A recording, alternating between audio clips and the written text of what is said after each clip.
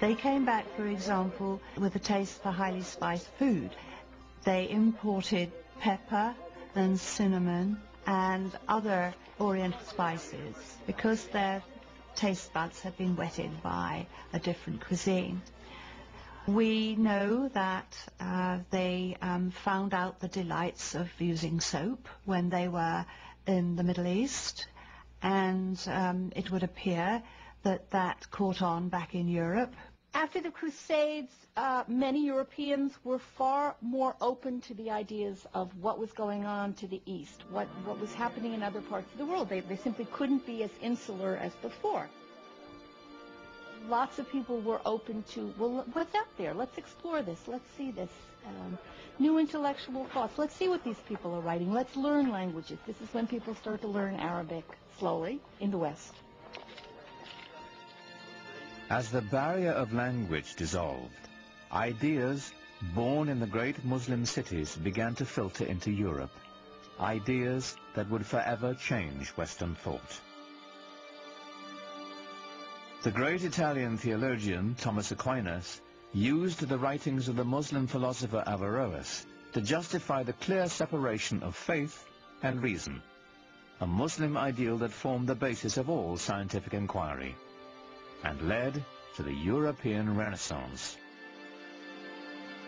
Averroes himself appears in Raphael's classic Renaissance painting of great Western thinkers. Here, alongside Plato and Aristotle, stands a vivid reminder of the debt the world owes Islam. The scope of Islamic civilization has now reached levels which certainly were not accomplished by any other civilization, known civilization of the world. It actually unified parts of our globe in ways that had not been witnessed before. But this golden age of Islam was not to last.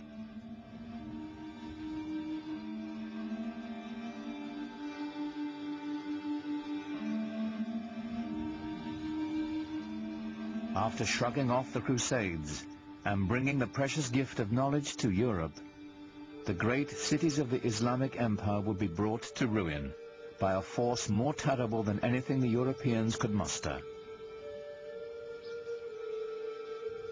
Their libraries destroyed, the wealth plundered, the empty cities stood mute in the aftermath of a devastation that descended upon them not from the west, but from the east. It's known as the Mongol catastrophe.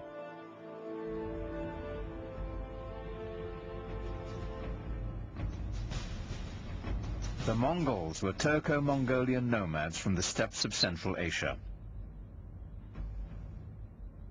In the 13th century, they rampaged across much of Eurasia between the Ukraine and China. It wasn't long before they entered Islamic Persia.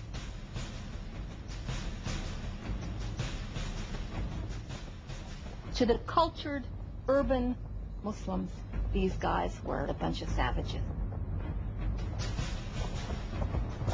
When you entered the Mongol army, you came with yourself and 3 horses, and you lived off the horses. First you drank their blood, and then when you moved far enough away, you killed them, you slaughtered them, and you ate their meat.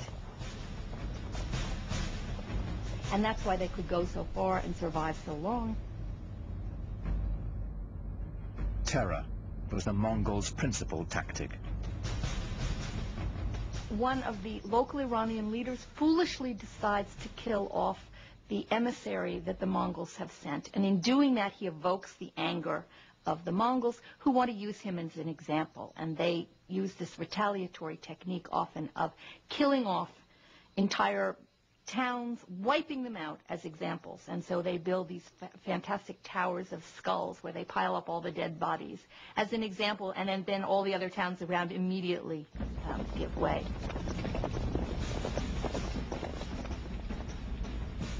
City after city fell before them. It was only a matter of time before they reached the center of Islamic power.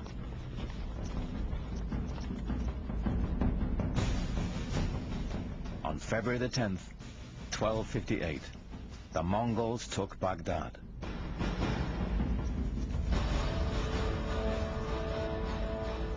According to the Arab chroniclers, the Mongols put Baghdad to the torch and killed 10,000 inhabitants. Mosques and libraries, the collected knowledge of centuries, were all set ablaze.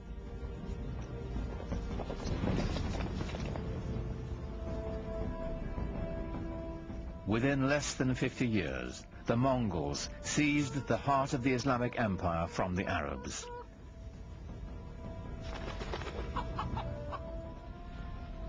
Islamic civilization seemed poised for destruction, lost to posterity. But then something remarkable happened. While the consensus of opinion is that Mongols were a devastating force, I personally feel that they also had a very positive effect on Western Asia and the world of Islam. They opened the world tremendously.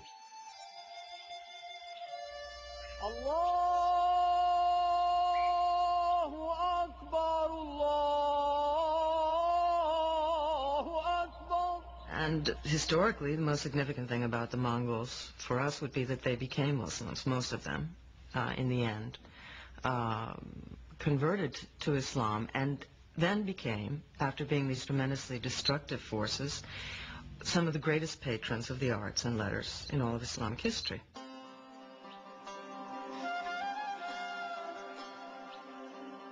The conversion and its lasting effect was extraordinary. Within a decade, the Mongols had gone from building towers of human heads to building mosques glorifying God.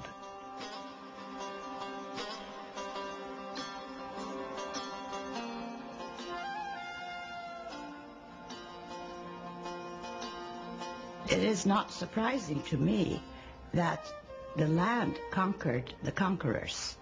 The Mongols themselves became Muslims or Islamic leaders par excellence. The Mongols transformed Islam. Now Islamic power could be held by anyone, not just the Arabs who had created it. The Mongols threw open the door for the great gunpowder empire to follow.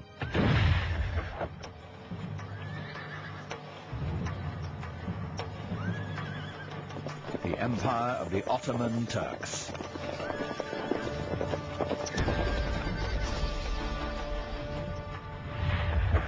Islam was now set on a new course of expansion to both the East and the West, marching to the beat of Turkish drums.